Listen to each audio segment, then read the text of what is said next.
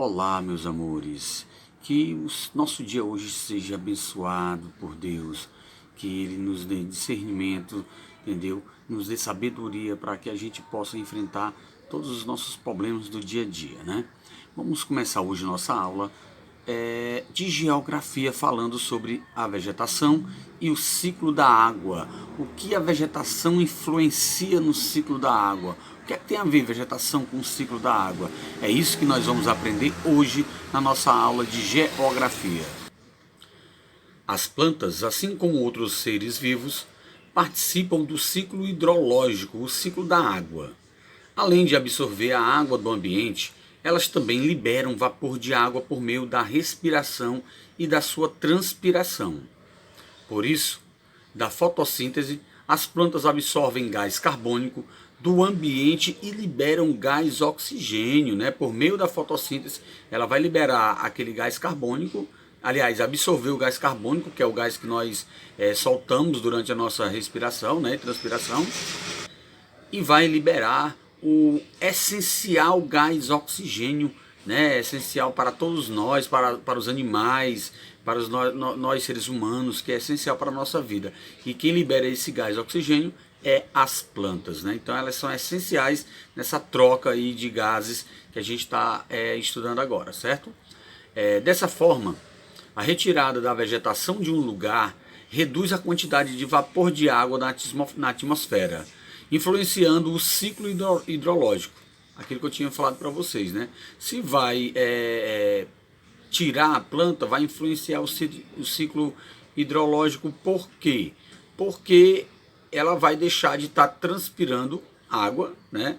E de evaporando água também de suas partes. E toda essa água aí que ela evapora, ela vai se transformar em chuva, em água novamente que vai voltar para a terra. É aquele ciclo hidrológico, né, que a gente estava falando antes. Então, se você retira aquela planta, não vai ter mais como como fazer aquele ciclo hidrológico naquele lugar, naquela região. Nesse caso, reduzindo a ocorrências também de chuvas naquele lugar. Além disso, essa retirada interfere também na quantidade do ar atmosférico, interferindo na composição de gases e de vapor de água, por exemplo. Para você ver o quanto é prejudicial a retirada de uma não só de uma planta, né, mas de várias plantas, né? O desmatamento em si, as queimadas, para você ver como é prejudicial para um lugar, para um país, para uma região, para as pessoas. A vegetação também influencia o ciclo hidrológico e de outras maneiras, né? A gente vai conhecer algumas delas que a gente viu lá naquela parte lá do desmatamento, né? As raízes das plantas localizadas à beira dos cursos de água, as chamadas mata ciliar, né? Aquelas matas que ficam aqui ao redor dos rios, como nós estamos vendo aqui nessa imagem, né? Que vocês podem observar aqui. Aqui é o rio, né? Nós temos essas matas ciliares, as matas que ficam nas margens do rio, tá bom? Aquelas que ficam bem nas margens do rio, certo? Elas ajudam a manter as partículas do solo unido, reduzindo o carregamento delas para dentro dos corpos d'água. Os corpos d'água é por onde o rio passa, né? A gente chama de corpo d'água, né? Todo aquele espaço de água percorrido pelo rio. O que acontece? Quando há um desmatamento, as águas das chuvas, os ventos e etc. vão levando essas partículas de grãos de areia para dentro dos corpos d'água, fazendo com que reduza a quantidade, a capacidade e a profundidade das águas de um rio. Vamos lá. A retirada da mata ciliar deixa o solo desprotegido, facilitando o carregamento de suas partículas para o curso de água, o que resulta no chamado assoreamento.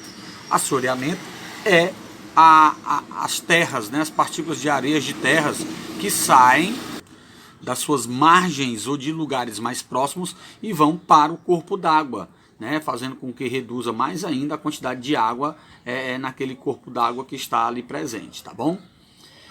O assoreamento dos corpos d'água reduz a profundidade deles, afetando plantas e animais aquáticos de maneira geral, como nós podemos ver aqui, ó. Nessa segunda imagem, a gente pode ver um rio sendo afetado, né? Um corpo d'água, no caso aqui, sendo afetado, né, por esse assoreamento. Que é assoreamento? Né? Foram retiradas as matas ciliares aqui, que vocês podem observar. Né? Então, a maior parte dessa areia que está aqui quando chove, ela vem para onde? Para dentro do rio, fazendo com que aconteça esse assoreamento e modifique tudo, né? Modifique vegetação, prejudique vegetação também, prejudica o curso d'água, prejudica a vida dos animais aquáticos desse lugar, prejudica tudo isso. E às vezes a gente não para pensar nos prejuízos que podem causar, né, um chamado desmatamento, queimadas e etc. Além de contribuir para a conservação dos cursos de água, a cobertura vegetal favorece a infiltração e a retenção de água no solo. Né? Sem eles, essa infiltração se torna mais escassa, se torna mais difícil. Sem a abertura que as raízes fazem no solo para que a água penetre, né? A retirada da cobertura vegetal diminui a capacidade do solo de absorver esta água e de reter a água também, o que torna mais seco e, consequentemente, prejudica o abastecimento dos reservatórios subterrâneos, né? Que são os lençóis d'água, como nós chamamos, né? Lençóis d'água são aqueles reservatórios de água que passam por baixo da terra, né? Isso dificulta bastante, né, o fornecimento de água para esses lençóis d'água, quando também essas matas ciliares, essas matas são destruídas, são retiradas, queimadas ou apenas cortadas. Né? Tudo isso faz um prejuízo enorme à natureza, né, que se a gente for medir não tem tamanho, como nós estamos vendo aqui, né? O solo ressecado no estado de São Paulo, ali, nem no Nordeste, viu? Em São Paulo, em 2014, né? Uma das secas que teve lá em São Paulo, em 2014, que teve até racionamento de água, de energia e etc. Para você ver o que pode acontecer na destruição dessas matas. E infelizmente o que a gente vê no dia a dia? Só destruição, só desmatamento, cada vez maior. Né? Hoje mesmo a gente pode ver que as notícias dos jornais nessa época, todo ano nessa época de agosto, de setembro, que a gente vê mais nas notícias dos jornais, dos noticiários, é o que? É queimadas na região sudeste, principalmente na região sudeste. Né? As queimadas norte e sudeste. Porque período de seca, né? Matas secas, né? O capim seca, e aí, meu amigo, qualquer fiasco de fogo, qualquer coisinha, o fogo fica descontrolado, fazendo verdadeiros incêndios, né? Acabando com a mata da região. E aqui a gente encerra nossa aula de geografia e encerramos também o nosso capítulo 2, né? Mostrando essa imagem aí que vocês estão vendo de dois tipos de rios diferentes, né? Um com matas ciliares e outro sem, e o que acontece com o curso de água ou o corpo d'água de cada um deles. Bye bye, até a próxima aula.